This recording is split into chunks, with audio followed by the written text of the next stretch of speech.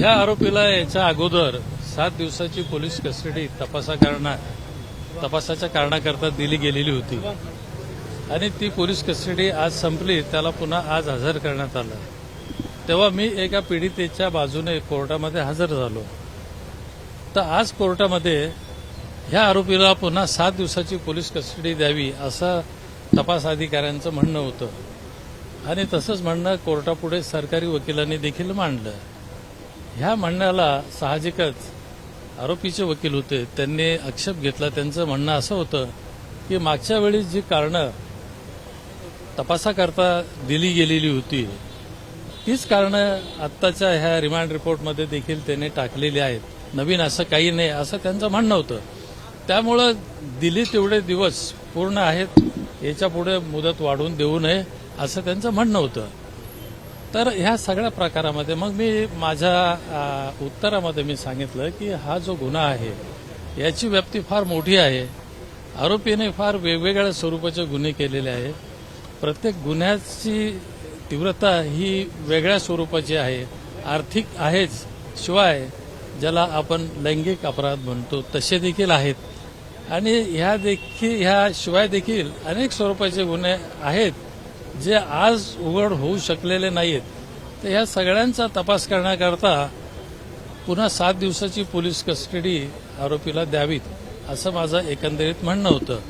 कारण जर 7 दिवसाची पोलीस कस्टडी जर वाढून दिली नाही तर त्याचा विपरीत परिणाम तपासावर होईल आणि तपासावर जर विपरीत परिणाम झाला तर त्यामुळे सामाजिक न्याय जो आपण म्हणतो तो होऊ शकणार नाहीये.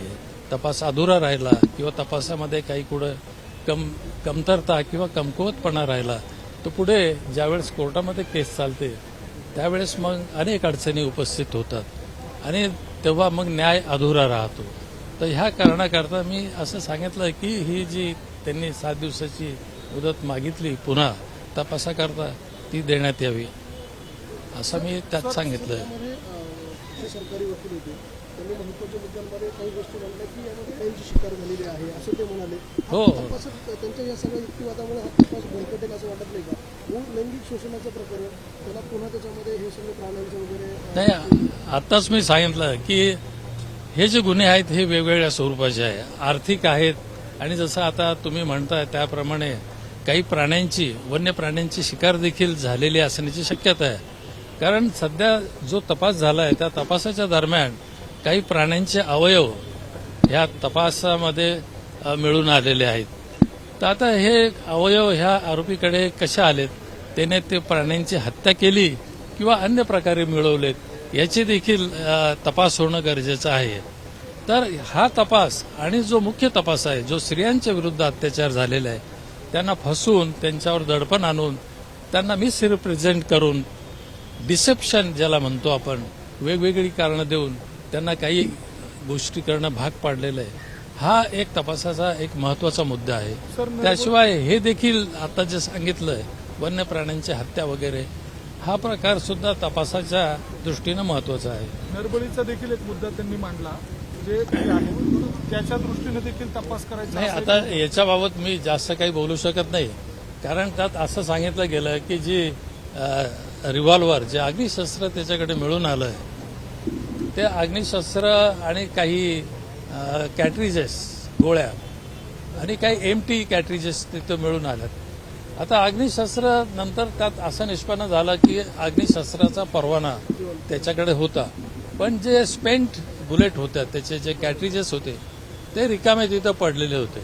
आता त्याच्यावरनं तपासी अधिकाऱ्यांना असं वाटतं की ह्या ज्या बुलेट ज्या आहेत याचा वापर यांनी कुठे केला म्हणजे कोणाची हत्या करण्याकरता किंवा अन्य कारणाकरता केला तर याचा त्यांना तपास करायचा आहे. तर